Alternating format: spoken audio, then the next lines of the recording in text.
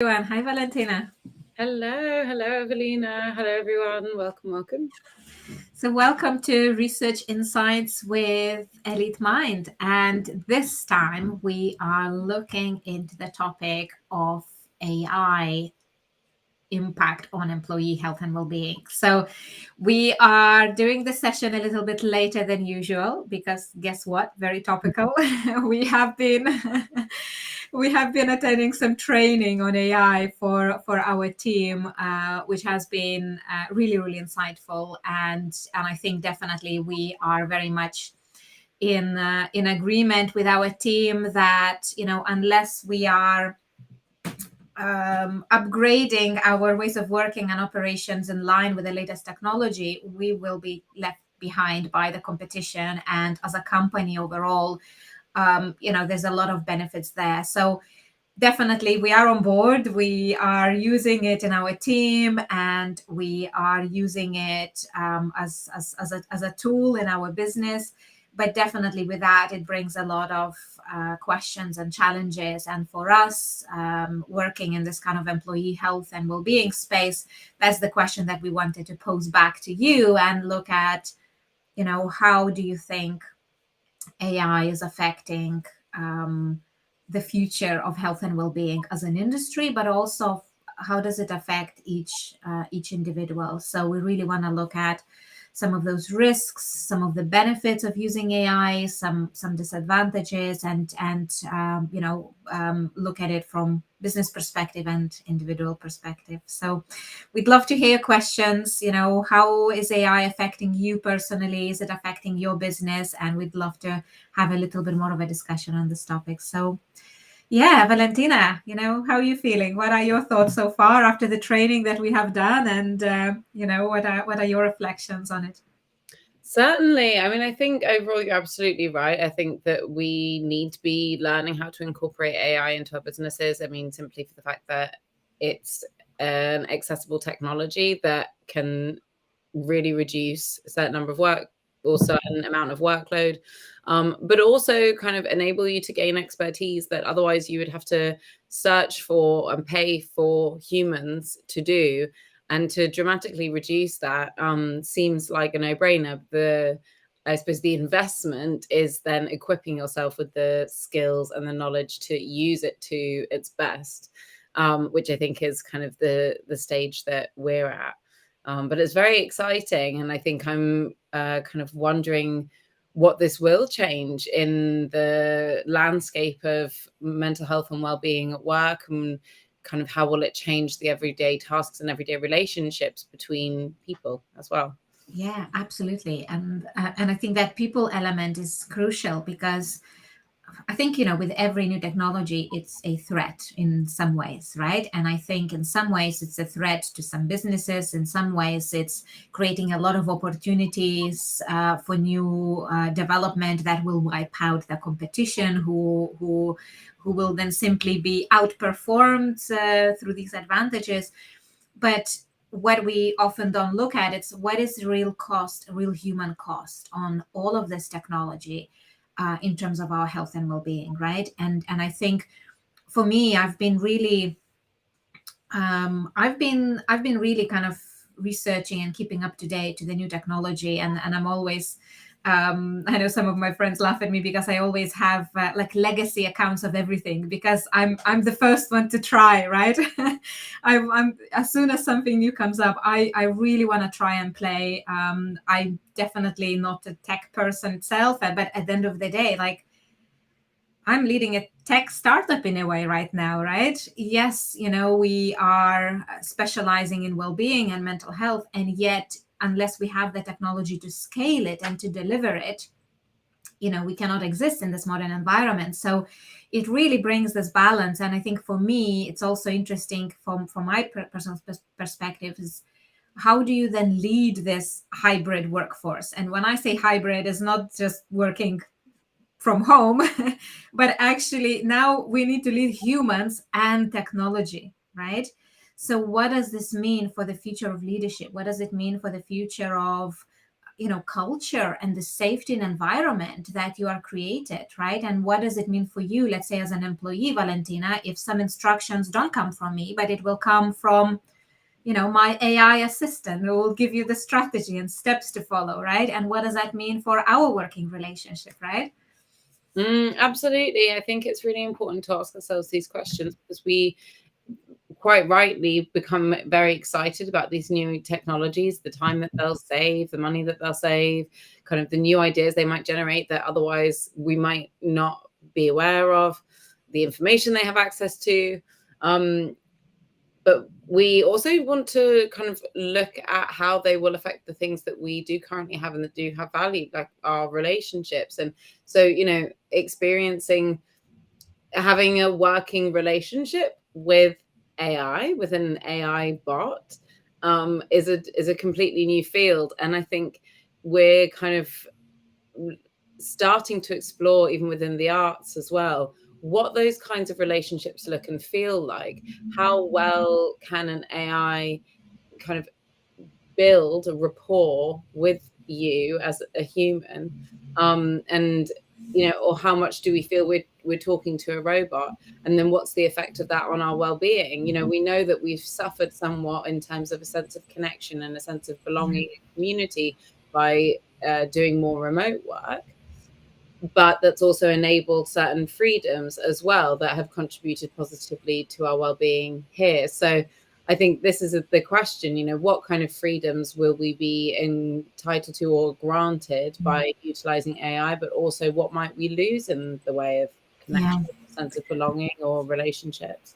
Absolutely. And I think from individual perspective, if we kind of like look at that as a base in terms of how does that affect each and every one of us, right?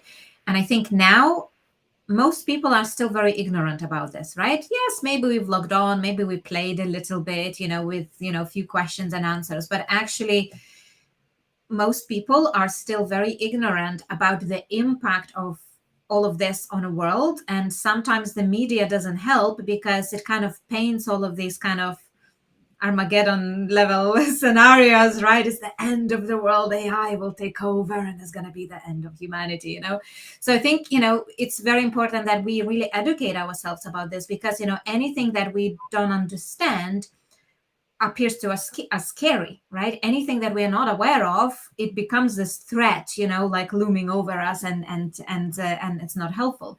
But the moment we start to understand that tool, then we can leverage it for so many different areas. And for me, if you think about what mental health is and what mental kind of illnesses, how they are created, and some of these kind of struggles that we are experiencing, a lot of that, it's again, you look at kind of external causes of that: too much pressure, too much demand, too high expectations, not enough support, feeling like you need to do everything on your own, right?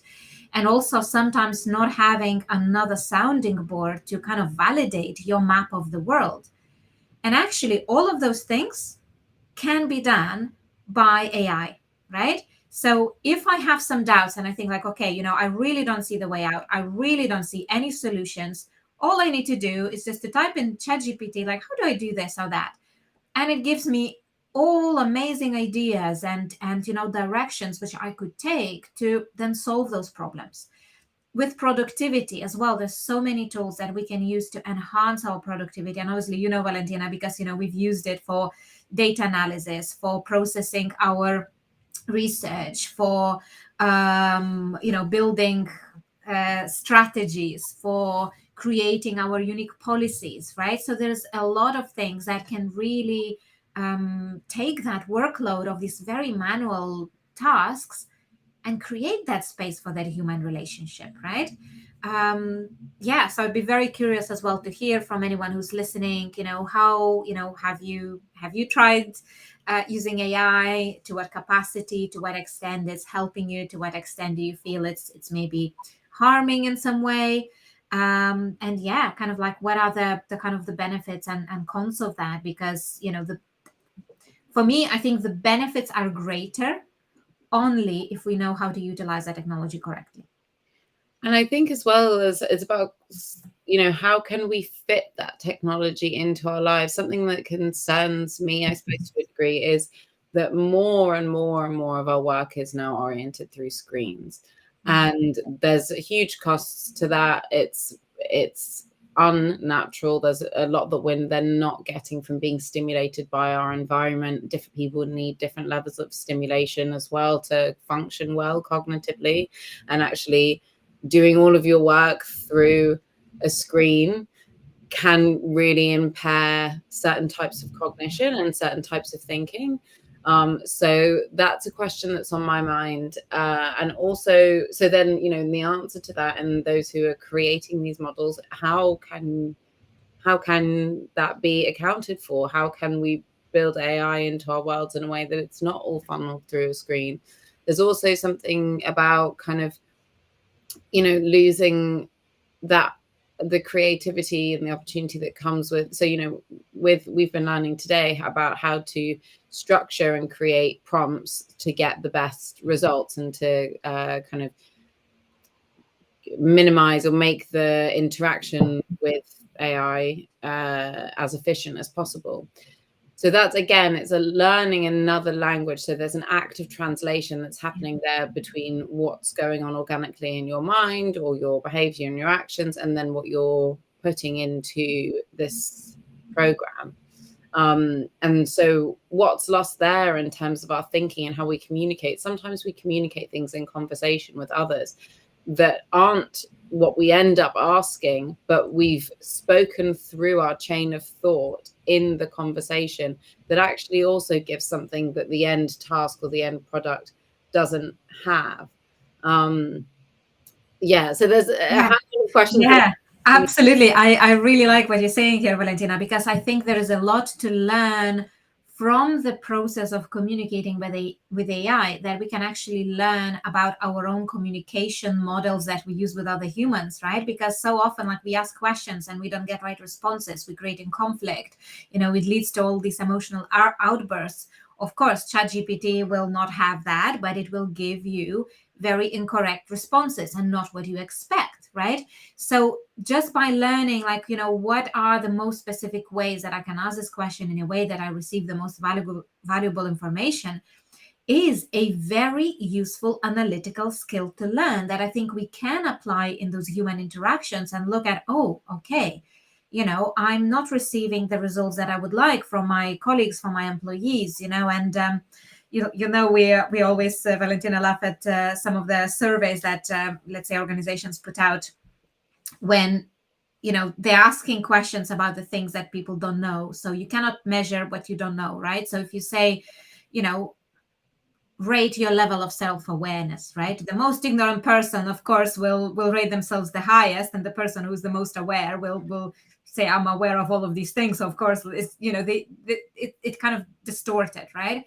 So I think with ChatGPT, we can actually train that mindset where, we know what kind of communication we need to put in so that we get the results and responses from other people in a way that is then aligned with our expectations. So yeah, absolutely. And that's really interesting too. So learning, the skills that we learn simply by learning to communicate with AI can benefit our human relationships as well, which we don't normally think about it that way around.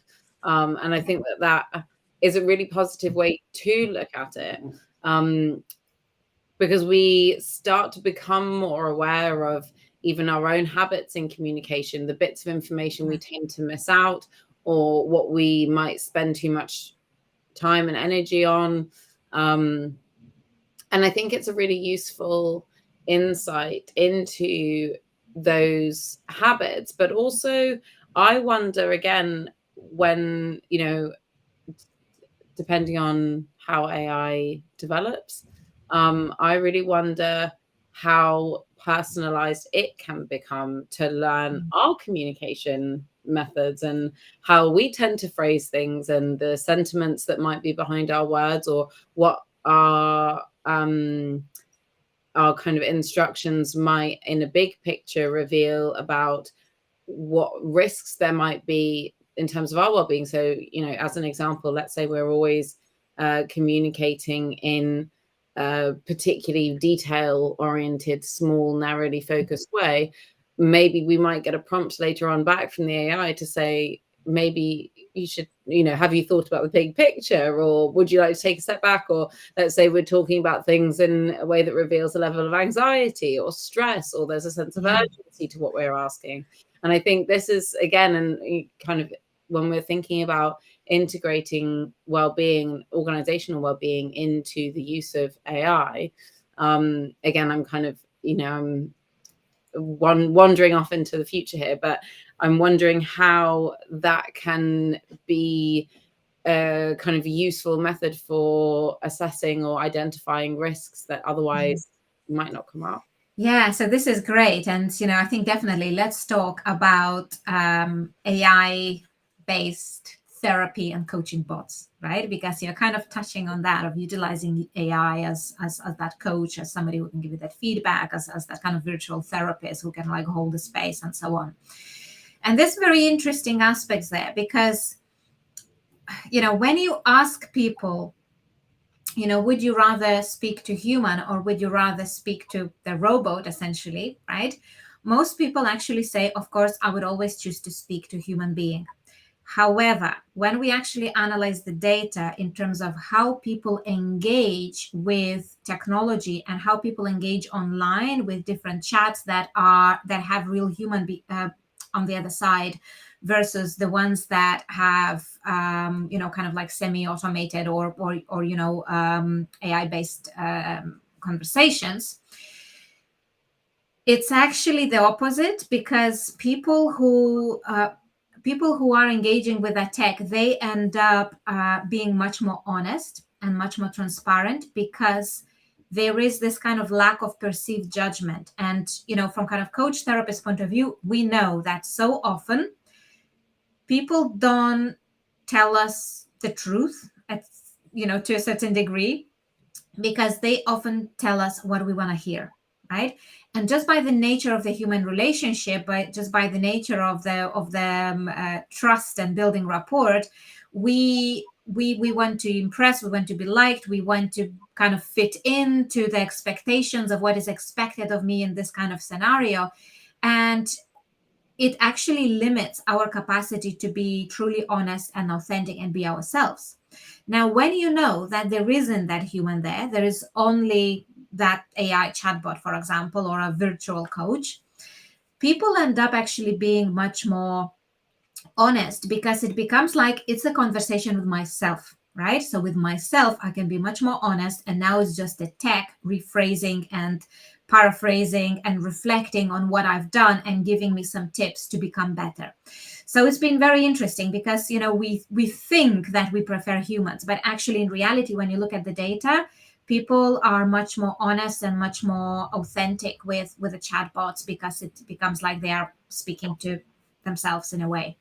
So it's a lot of risks actually that come with that. And I was once actually consulted for a US based company who are using AI to support trainers and kind of fitness coaches, to help them to maintain their coaching routine between your sessions. So let's say if you have a fitness session with your personal trainer once a week, what happens in between, right? How are you utilizing it? How are you behaving in that gap? And they developed that technology that kind of simulated that relationship with that coach, that would send you automatic reminders to exercise, to walk, to drink your water, to take your medication, whatever that might be. That platform was built for fitness. However, what they haven't anticipated, and this is the reason why I've then been brought in to help that company, was the level of help messages that being sent to that platform. And people were saying that, they're about to kill themselves, sharing all of their, mental health concerns and their very, very kind of dark feelings and so on. And yeah, and they were not prepared. They didn't know what to do with this. And if you just have a text message to your personal trainer, you would not do that. So just having that technology created that holding space for people to offload, because there's always, the AI is always there, and you can just feed the information to it. So it's very interesting to explore then what risk is that creating, where now somebody is offloading their most vulnerable states into that chat that is actually not monitored by humans. And I think the answer in that case must be really a balance of how can you utilize the technology for its best, but also realize the limitations and understand where exactly do we need to step in as human beings, and how we hold that space from the human perspective point of view. Absolutely. And I think we've kind of touched on this with previous topics, but when we invite someone, we invite anyone to be vulnerable, and there's an implicit invitation in these kind of chatbots by providing that space and also being under a therapeutic umbrella, even if it is your physical health, mental health, it's all very much tied in to one another. If we are giving that invitation to vulnerability, we have to understand the impact of that. Someone's coping mechanisms may be about repression and maybe about compartmentalizing, and that may be causing some other health repercussions. However, those are the mechanisms that have allowed them to get to where they are now, that have allowed them to survive thus far. And if we invite them to essentially dismantle those mechanisms, we need to be able to provide alternatives. And if that's not kind of built into this software, and I think at the moment it's not really advanced enough to do that, we really do need to have a human touch. There needs to be an element of monitoring and an element of kind of recognizing these levels of risks and being able to respond to them in a way that is more personalized, is more human, and kind of can address some of these things. Or if that's the case, or if there aren't the resources for that, then understanding what kind of barriers need to be put in place so that somebody isn't led into that false sense of security in being vulnerable. Absolutely. And again, people will have very different levels of relationship with the technology as well, right? And for some people, it will be, this kind of opening the field and talking to myself, but other people will be very reluctant because, they need that human trust. They don't feel safe with that technology, and they don't know where the data is going, and therefore they won't, they will not be using it in the same way. So obviously understanding that. There's some just looking at some comments here, and James saying, people are like robots nowadays, they lost the art of talking to others from the soul. Absolutely. And looking at counseling is one of the most of time the psychology services are broke, so maybe robots are the last resort. Very interesting to see those comments. And I think definitely AI has a lot of potential, but the answer is not in what it is, it's how we are using it. Because obviously, as we know, the data we feed into AI, the way we train it, will reflect, our own biases, our own information. And it's so important that, we can train that. At the same time, we can train AI coach or AI therapist to such large amounts of data sets that there's any human being can possibly hold that. So there are a lot of kind of advantages in terms of some of those coaching approaches and therapeutic approaches. And there's been some stat that actually ChatGPT is more empathetic than the real medical health expert in terms of reflecting it back, and not necessarily kind of presenting your own indoctrinated one narrow area of expertise, because it has the wider area of kind of holding and understanding, and not And I think with that, it's important to note that, when we lose empathy is when we don't have the capacity. We may be, our emotional energies may be more in survival and protecting ourselves. We may have been conditioned through our work or our social system, our socioeconomic system, that having empathy is actually bad for business. And, we adapt ourselves so that we can survive in the environments that we're in. And actually, an AI program doesn't have to hold emotional load and doesn't have to respond to and manage their own emotional load. And that's the kind of thing that can really, really affect therapeutic professionals and medical professionals.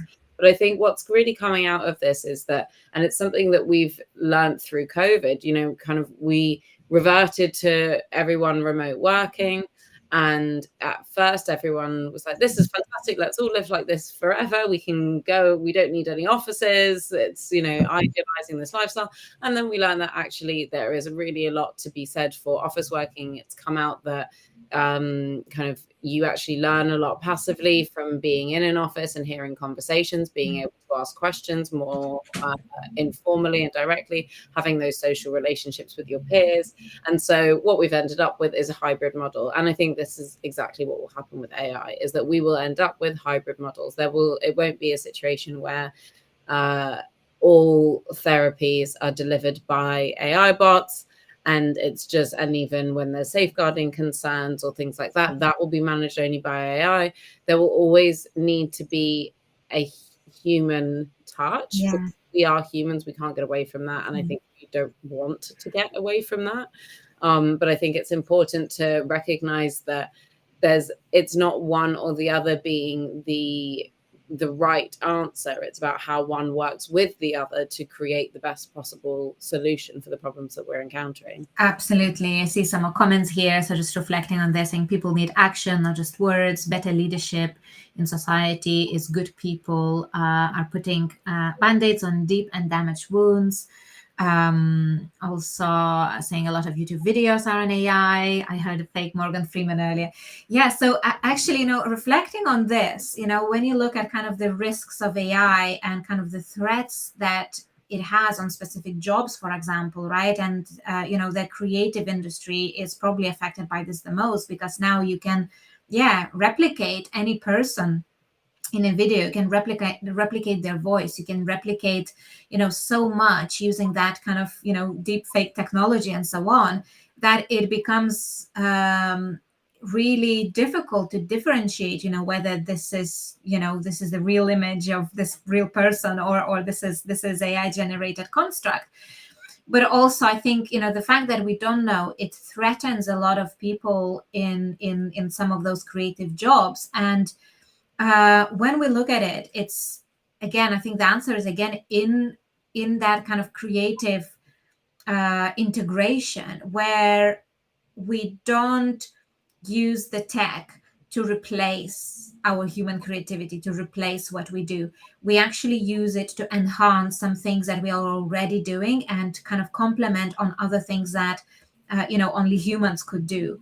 And it's, those boundaries are very blurry. There's a lot of ethical concerns, and one of the biggest kind of feelings around AI is anxiety, right? It's like, how does this affect me? Is this gonna affect my job? And there is a lot of kind of anxieties around job security and so on. And it's very important, I think, that as employers we take those steps and actually educate people about this, because then once you know it, it's not threatening, right? You can actually use it to your own advantage, and that becomes your personal competitive advantage, in your jobs, in your careers, in your productivity, right?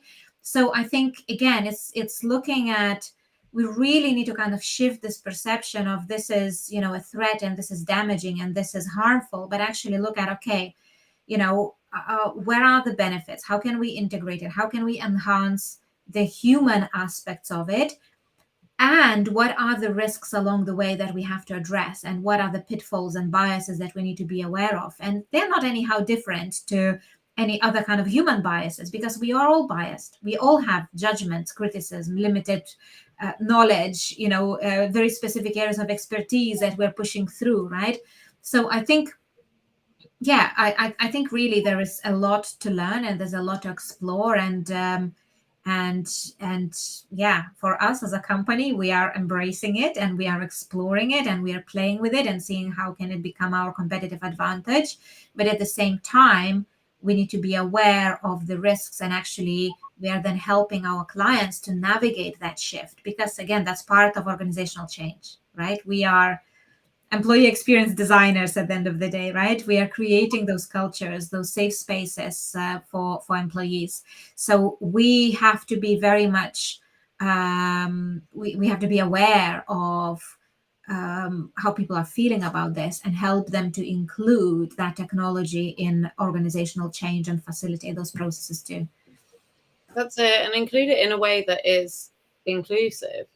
Like we've been saying, that there is a lot of anxiety around this, and we say, it gives us an advantage to be able to use these things and to think about it in that way, rather than thinking that this is a tool that will replace us, but actually it's a tool that we can use to better ourselves.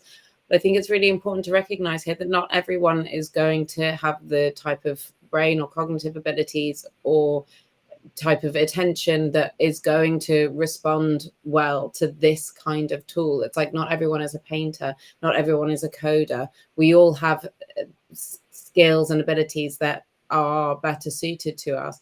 And so I think that will be the real challenge of how to incorporate and include AI in the workplace in a way that really is truly inclusive, and not simply expecting everybody to learn the same new skill in the exact same way, because we have different skill sets. Absolutely. And I think as technology evolves, the best technology is always invisible, right? When you think about the technology that we use today, and it's something that is a process, a tool that helps you to get from A to B, and it becomes, the tech in itself becomes invisible. It's not something, it becomes intuitive. It's not something that you have to attend the courses of how to use Zoom call, or or even mobile phone, right? It's just becomes something that, okay, it's part of our lives. It's something that we do. It just becomes embedded very intuitively. And that, I believe, that's where AI will develop, that it will be in places and used so intuitively that it doesn't require any additional kind of workload or capacity to learn how to use it. It actually, if it's done right, it should make the load easier and make the workflows and our ways of working much more kind of what's the word that I'm looking for? A specific word that I'm looking for. Kind of like when you're reducing this kind of like hard cognitive, like and I suppose enabling. Oh, it's like opening up actually space for creativity. So we've been talking about AI as, as a potential impediment to it, or not for the creative to pursue or use. But actually, in hopefully reducing the time and energy that we need to spend on those more mundane manual labor, admin type jobs. Because even in people facing jobs, if aside from really, really kind of I'm saying front end as though I'm talking about developing, but those roles that are kind of like service roles in bars and cafes and things like that, even though we are seeing a lot of those replaced as well.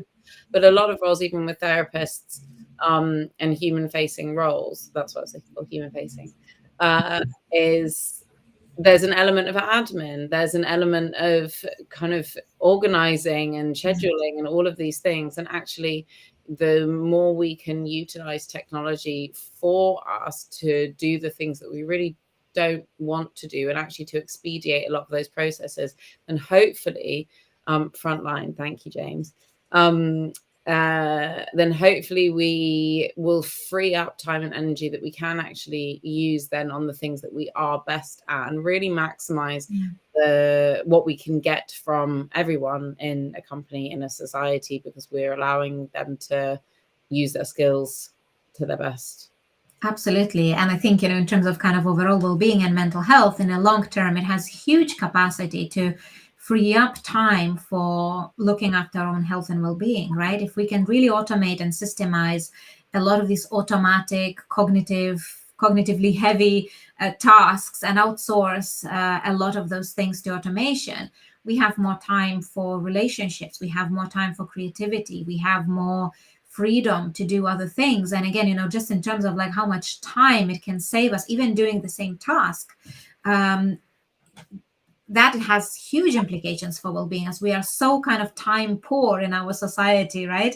That I think it's so important that we we look at ways to enhance it. And I think definitely that's a question that we would kind of like to leave you with, to really be curious about this and really explore and look at, okay, if there are specific aspects of my health and well-being that I would like to enhance, what are the tools and technology and AI that can help me with that? And also, what are some of my limitations? What are barriers that I may be facing? What are some of these mundane, repetitive tasks that I don't like doing that I can also outsource? And if you really take a bit of both and kind of, I think it can have huge impact on your well-being if you kind of just allow to amplify, the good aspects, and just kind of minimize the other aspects that are causing you a lot of stress, pressure, and anxiety. That can really tip you from, the stressed, depressed, overworked, burnout person to someone who feels in control and has all of the tools to help them to get there. Yeah, and I think that's an interesting point as well. And I'm kind of almost countering my own argument here, but I'm having a conversation with myself as though I'm AI. But I wonder as well, there is, when I think about the role that sometimes these more mundane tasks play in our working lives, actually they sometimes do give us the cognitive break that we need to be. We can't be thinking strategically and creatively every minute of the day, and actually it's, that taxes us in a very different way.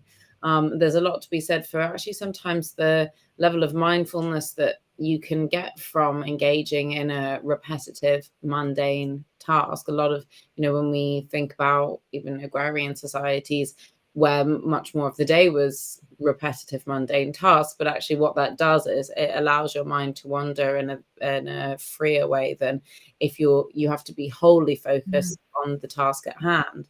And that's therapeutic, to allow yourself to explore unconscious thoughts. So there's multiple sides and angles. Yeah, absolutely. I agree. And I think it's very personal, right? Because, there are specific tasks that, I wish I never had to do. And I wish I would never had to look at them because it's just, such nuisance to me.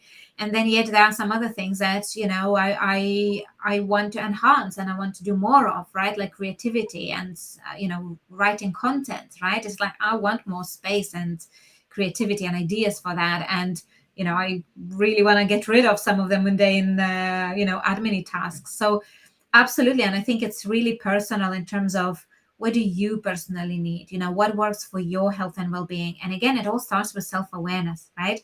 Because unless we know what is good for us, unless we know what we are good at, and unless we know our own barriers, triggers, and limitations, then it's very difficult for us to choose right tools to either kind of enhance or to overcome some of those barriers. So absolutely, it all starts with that self-awareness, and then, that level of education to understand how can we then utilize technology to enhance our strength and to overcome our weaknesses and struggles. Absolutely. It's a lot to learn about ourselves as well as the technology when we're kind of coming into these new ages. Absolutely. And in a summary, I think, from employers' point of view, we are responsible of creating that safe environment to guide our people through that change, right? So the way we communicate about technology, the way we integrate it, will reflect on the levels of anxiety or trust that people will have about that technology, right? So absolutely, businesses can be those huge hubs of innovation and create a lot of opportunities, but the way we communicate about it will land very differently on different people, and we have to be aware of their worries, their fears, their anxieties, and look at how we can utilize it and how we can communicate it in a way that we can drive that change more effectively and in a way that it's safe and it's not causing unnecessary stress and pressure. Absolutely. So thank you. Thank you for everyone who's listening. And we will see you next week. If you have any other questions, comments, please do let us know. We will be answering any other comments in a chat as well following this. And we'll see you next week. Enjoy the rest of the day. See you next week. Bye.